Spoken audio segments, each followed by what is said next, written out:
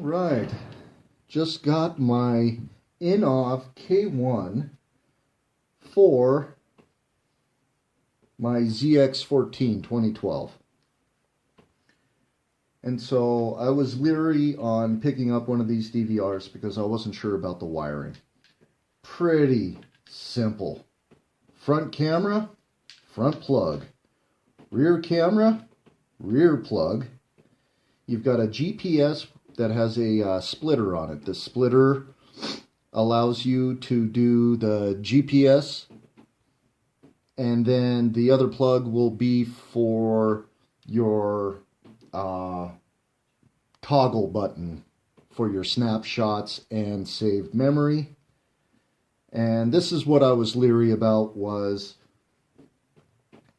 in the installation videos that I've looked at and everything else, they show you doing it, but they don't show you the wires.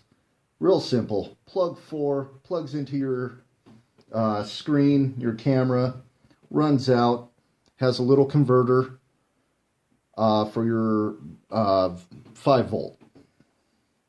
You come down here, pretty simple. Red goes to your battery, yellow to ignition source, and then black is ground.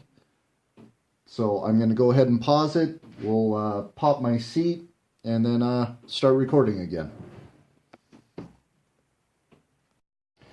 Alright, so far, pulled the seat off, and now it is time to try to find a location for your camera. And so what I'm going to do, since this isn't waterproof, is I took the toolbox out and I modified it.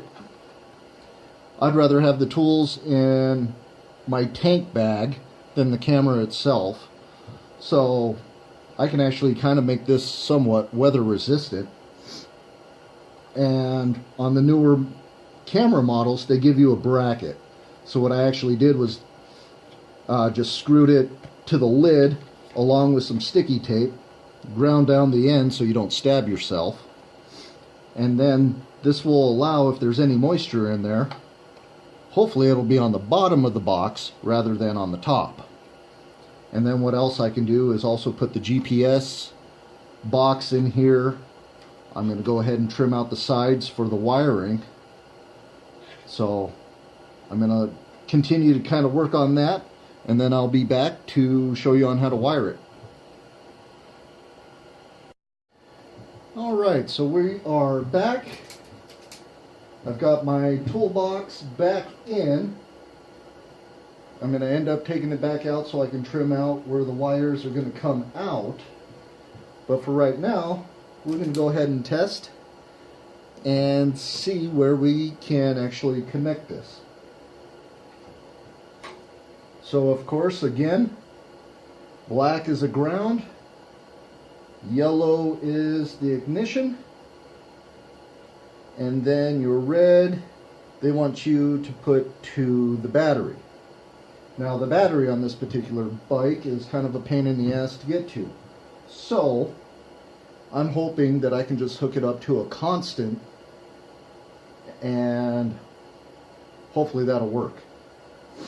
So right now we are going to test and see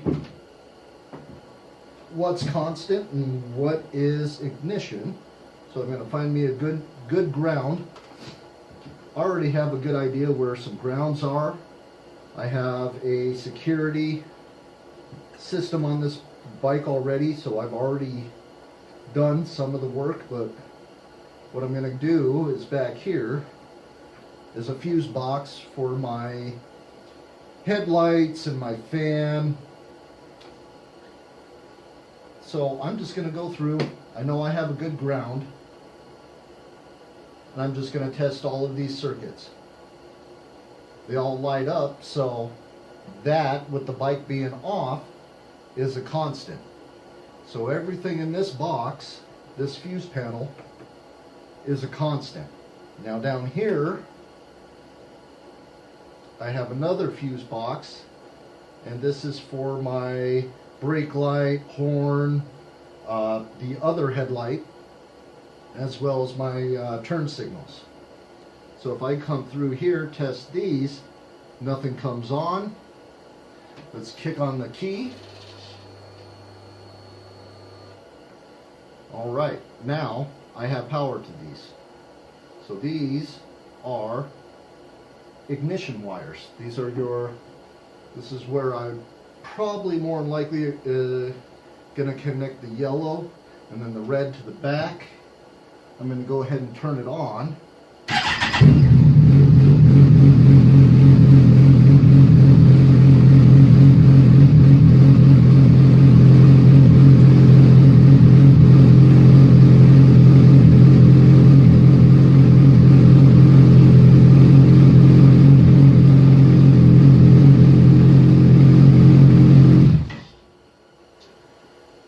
So I think I have a pretty good idea where my ignition wires are, and hopefully this will work as a constant rather than just going to your battery. And so what I did was I went to the automotive store, bought a simple mini fuse adapter. You've got one fuse, you'll pull a fuse, slide this in, replace the fuse. That works for one circuit. Your next fuse runs your power to this outgoing line. So this is where I'm going to connect my red wire for the camera, as well as my security alarm. So you can go ahead and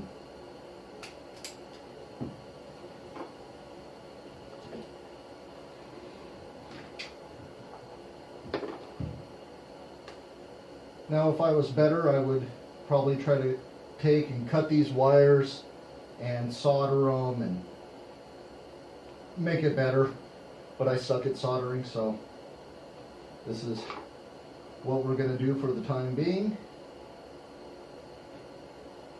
Make sure that's in there nice and tight. Find my crimpers.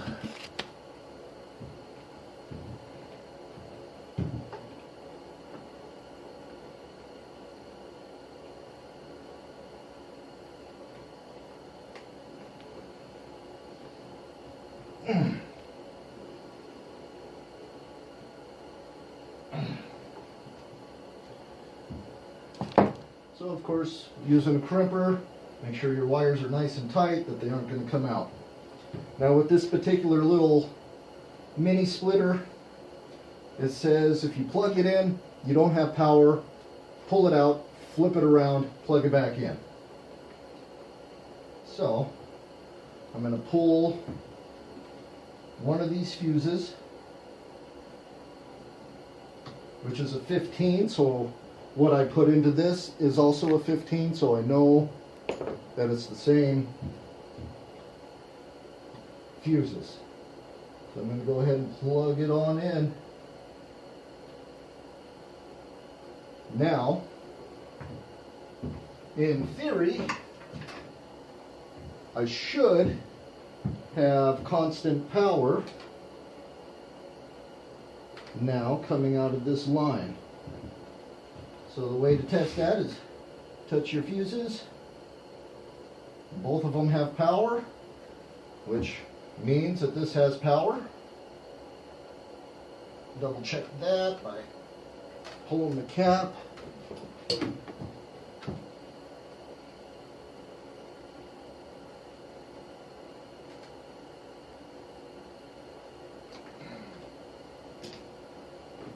And let's see if their inline fuse has power now. Has power on one side, power on the other. We are good to go. So, next up is I had bought two of those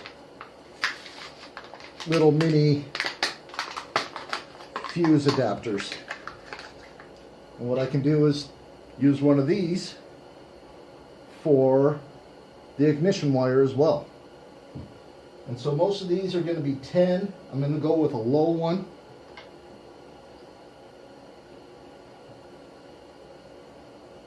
And you just plug it into the adapter. I do have a spare 10 in here that I'll snag right now, and then I'll replace it with some extras that I have back over there. Alright, so in theory, should have no power right now. Should be able to hit the key. And now we have power. And I had tested this before with checking the blinkers, checking the lights, making sure that this is always a constant. Turn the key off and you're out, no more power. So far, so good.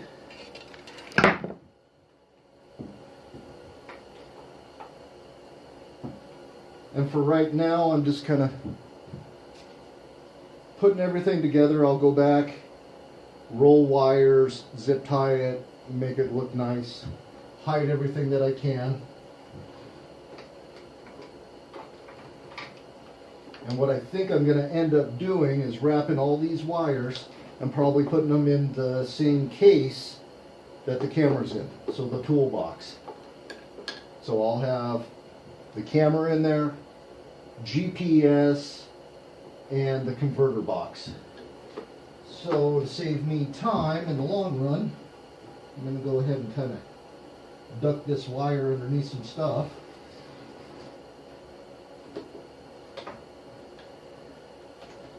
Move it on yonder. Now since I'm just doing one wire, I'm going to fold this wire over, stick it in there, make sure it's nice and deep in there. And now we will crimp this one.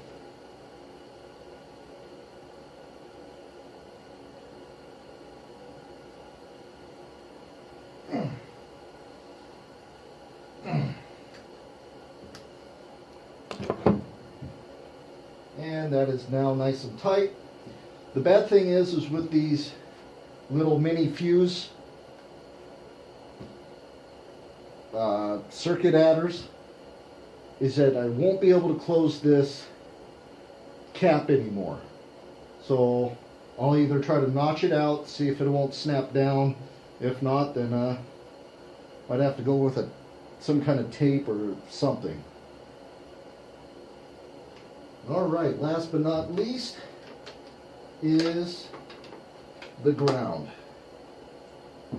Ground's pretty simple. I already know where a good ground is.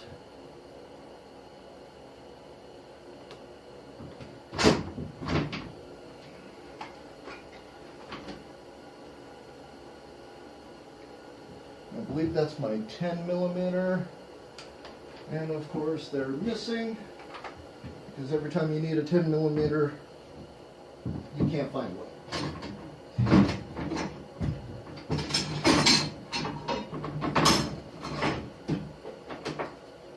So if all else fails, find a wrench.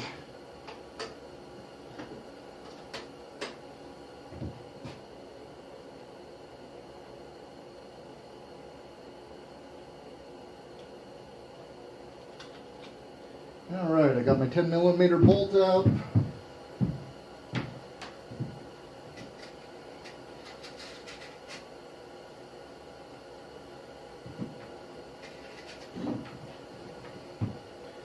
Got me a connector.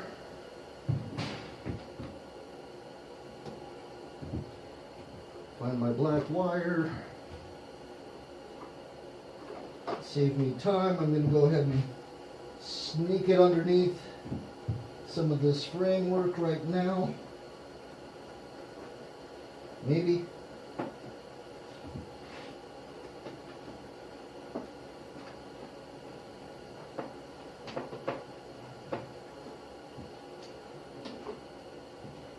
All right.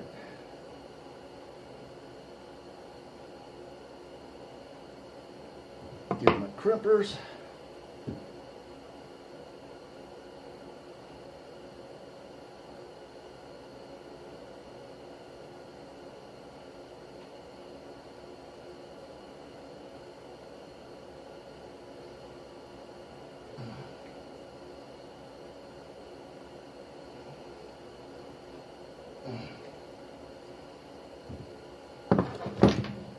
Of course, make sure it's tight.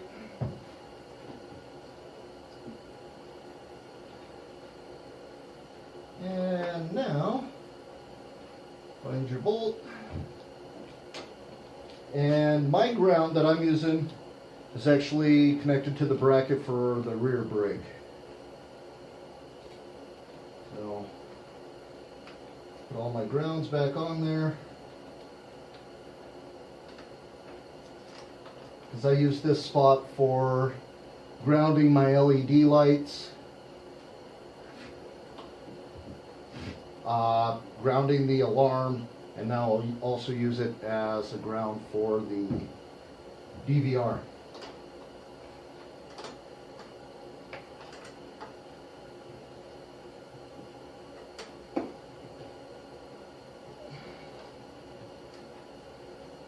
All right, so in theory, wiring should be done. I'm not going to go through and show you where to put your cameras and running the wires to that, because those are just simple mini USB plug right into the camera. So you basically mount it where you want it, run the wire, and you're good to go. But what I will do, grab the cameras. Now I've got the little unit. It's kind of hard to read, but I'm going to go ahead and plug the cameras in. And the front camera and the rear camera, I don't believe matter which one you plug it into, except for I believe the front camera has a higher resolution. I believe that's the only difference. So you have your front, rear, next would be the GPS, and then your AV power. On the other side you have your micro SD card. You have a USB connection, so you can take and run a wire directly from this to your computer, or I believe even to your TV. Oh, I take that back. Next to that is an HDMI out, so that would go to your TV. So, ignition wire, ground wire, power wire. Plug this into the right one.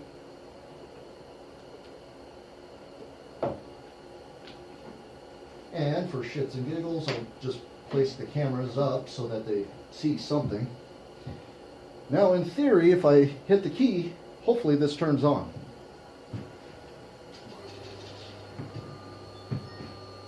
Well, it just made noises. I think it just said something to me, but I'm not sure. And it is recording. I don't know if you can see that or not. All in all, it's got pretty good picture, even though I still have the plastic protection caps on the cameras. So let's hit the mode button. That swaps you to different cameras, or both of them, at the same time.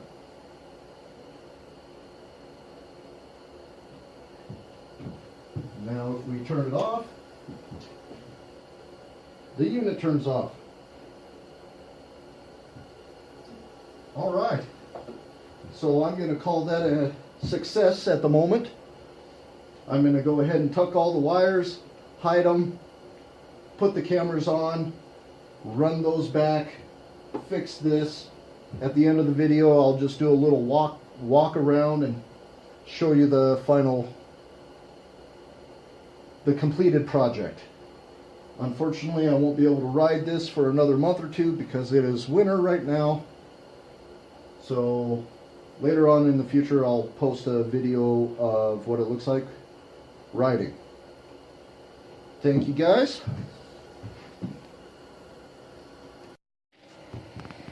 All right, got her all buttoned up. Just have to put the seat back on. So, bright yellow thing is the horn for the alarm. But here's the toolbox. I ended up getting rid of the fuse splitters.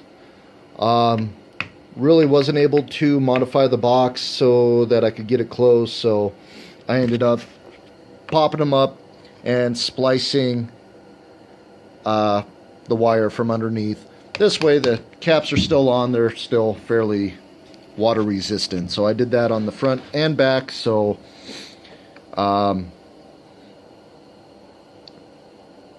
constant power here, and then my ignition right there. And now here's the toolbox. The thing is about this system is I love it. Easy to install. Hardest part was trying to find the mounting spot for your cameras and then running the wires and making it look nice. And then trying to hide them all.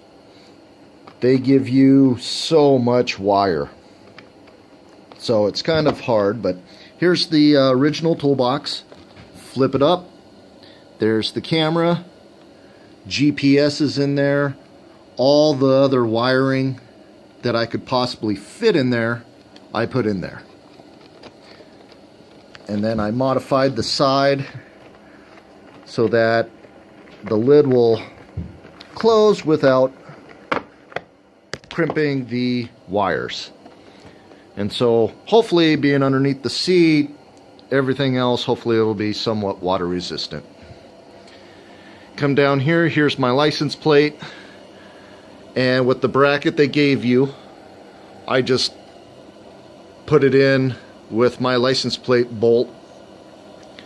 So that was a pretty good area to put, because on this particular bike I was having a hell of a time to finding anything somewhat center and a good place.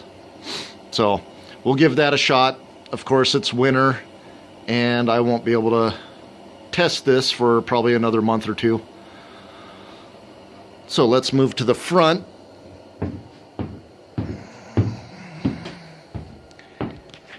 Now, same here, I was having a hard time finding a mounting spot. I really wanted to put it in the air duct there, but I was afraid that maybe it would just take up too much room and I wouldn't get as much oxygen as I needed. So of course I've got fog lights down here. I thought about placing it on there, but then you get a lot of the road vibration. And right in the middle here you can see that bolt. I thought that would be a perfect spot. But once you mount the camera on there, it only gives you about a ½ inch, maybe an inch of clearance to your front fender. So if by chance you get on the front brake, you're just going to dig that camera in to your fender. So passed on that. I went to the side. This has a, well, you can kind of, well, really can't see it, but it has some of the push pins. What I ended up doing was just ran a bolt through one and put the camera in front. So that was my installation. Pretty forward, pretty simple. Of course, I don't know about the camera placements until I actually take it for a test ride and see exactly how it works. So with that, I hope that helps. Have a good day.